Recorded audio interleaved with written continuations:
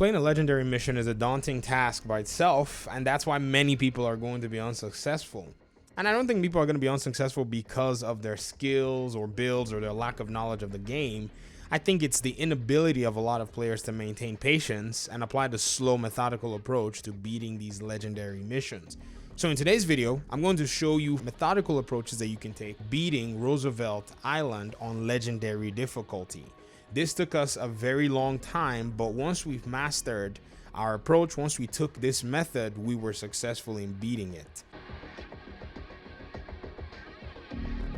So first thing is, as a division agent, you have to have a diverse amount of builds ready to go. Personally, I don't have a DPS build because it's actually more difficult to min-max and get the maximum damage possible out of your build without having to farm too long. So what I decided to do was I decided to spec into a tank using my shield, and for my second build I use a skill build that can put out some massive amounts of damage and also do damage mitigation if you look at it from both perspectives. So when I use my shield, I'm able to take a bunch of damage, play support, help my team to draw enemy fire, and at the same time help res people and use some of my skills to be able to add armor to my entire team.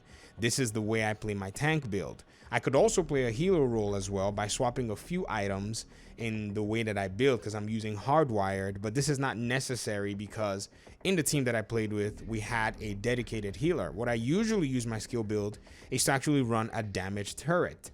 And one of the fun facts that a lot of people may not necessarily understand or perhaps figure out is when you're playing a mission like Roosevelt Island on Legendary, it's actually very linear. It's one of the easiest of all of them, and that's why I think we were able to beat it being our first time, or it was much more manageable because we had all the tools that were necessary to beat it. But one thing you have to be very cautious about is sticking with that one build all through the mission. Most of the time you're going to be swapping builds, skills, weapons, modifications as needed because different enemy spawns and behaviors will adapt to counter your approach at any given time. They can change the way they play and will have to push you and your team back a little bit, and you guys may have to regroup. Hopefully no one is already downed, or if somebody is downed, they can get themselves rezzed, and then you can change to things that will be necessary for you to be able to clear out the wave of enemy spawns. So these are some things that you have to take in mind if you're going to actually do this legendary mission.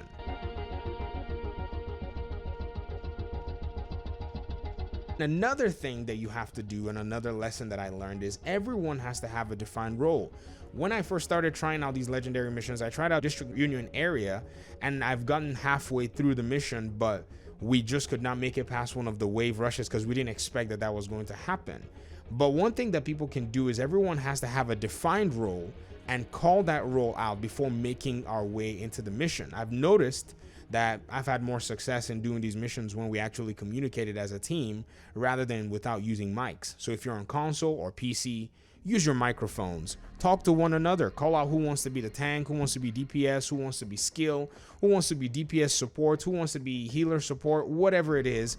Talk it through so that everybody understands exactly what they need to be doing.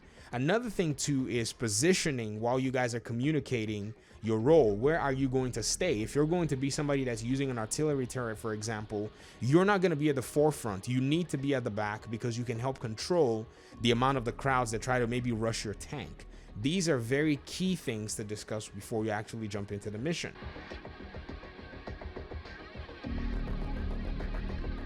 And then another thing, which I think is the most important thing that actually underlines all of this, is to be patient.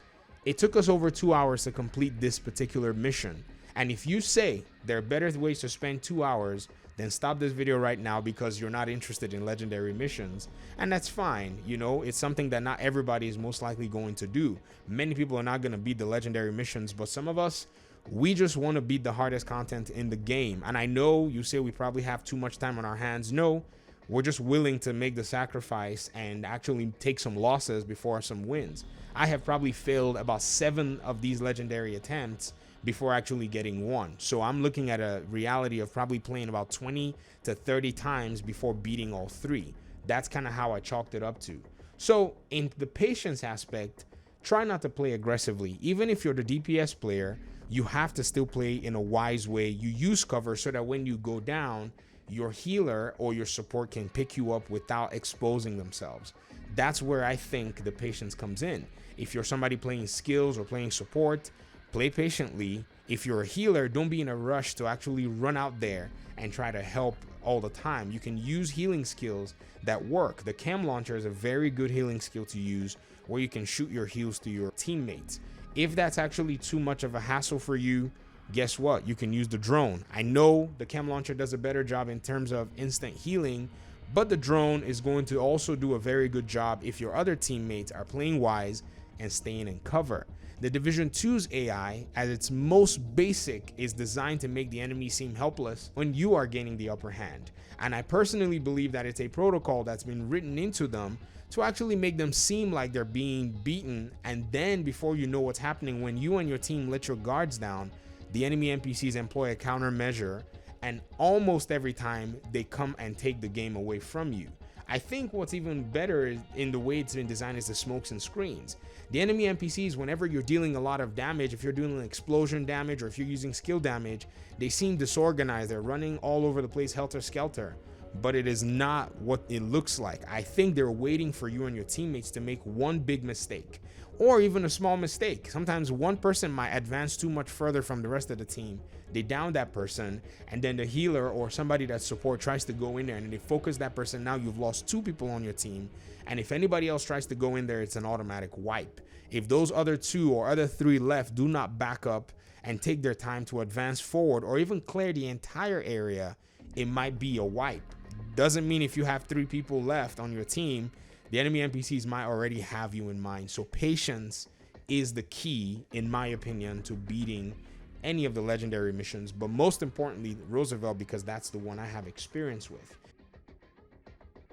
In Roosevelt Island, the spawns, include rushers, mechanized bots at almost every area. But during our playthrough, we noticed that every entrance into the enemy territory, we had about 2 to 3 heavies who were spawning.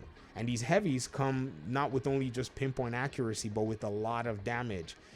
But one thing that I also figured in terms of these big heavies in all the legendary missions is not only do they have their big miniguns, they have a hive, which is able to bleed you once they hit you. And this will be the menace that a lot of you will have to deal with when playing this. One really cool thing is the DPS player can actually take out the hives as soon as they get a safe line of sight, and it's going to make these heavies less lethal. My recommendation is the moment you see a heavy, at least make about 200 meters away from the heavy if it's your first time, so that you can understand and take out these heavies. I would recommend, if your first playthrough is going on, do not stay within the area of these heavies. Move at least 200 meters away from them and take them out from distance until you feel more comfortable playing legendary missions, because that heavy might be the difference between you beating the legendary or you wiping. And then the final thing that I would say was very helpful for us was we had a lot of explosive damage going on. Right now, explosive damage and the explosive damage skills are some of the best in the game.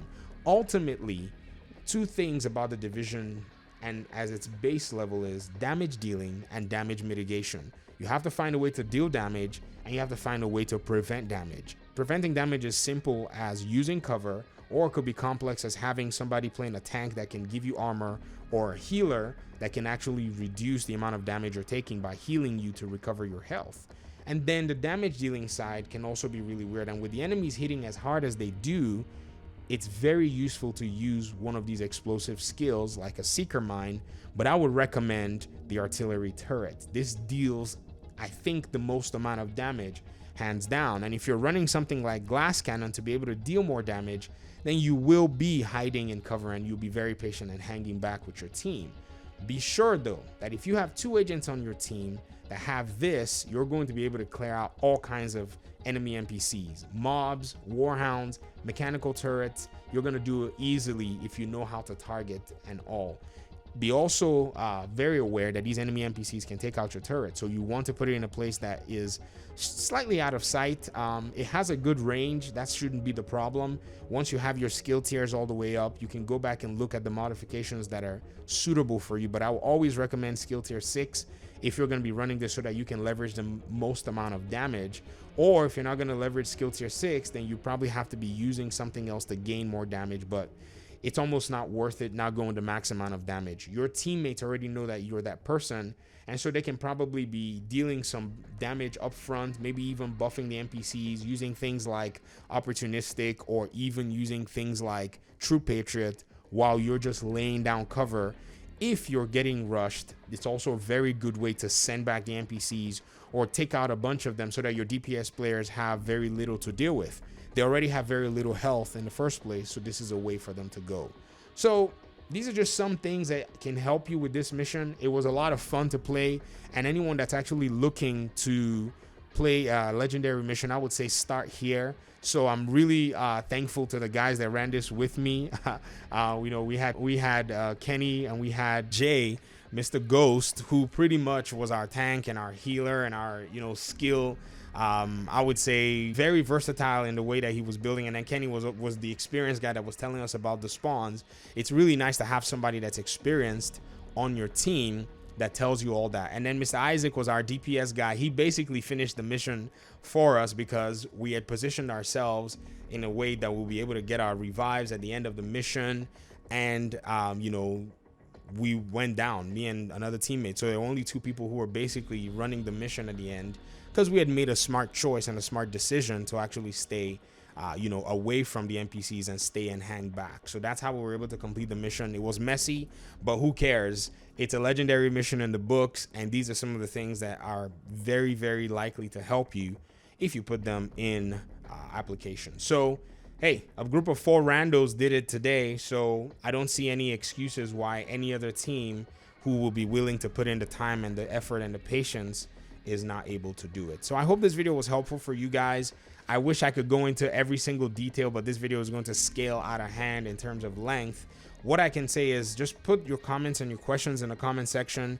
I'll be going through and, you know, hopefully answering them. And then there are other people who will also see this that have also finished these heroic missions that will probably be able to give you a lot more, you know, feedback and a lot more answers that will help you. So that's it for me. Let me hear what you think in the comment section. Hit the subscribe button if you are not subscribed. By the way, I'm going to be working my way through the rest of the heroic content. Hopefully I beat them and I'm able to point out some things for you guys along the lines. So thanks again, and I'll see you in the next video. Peace.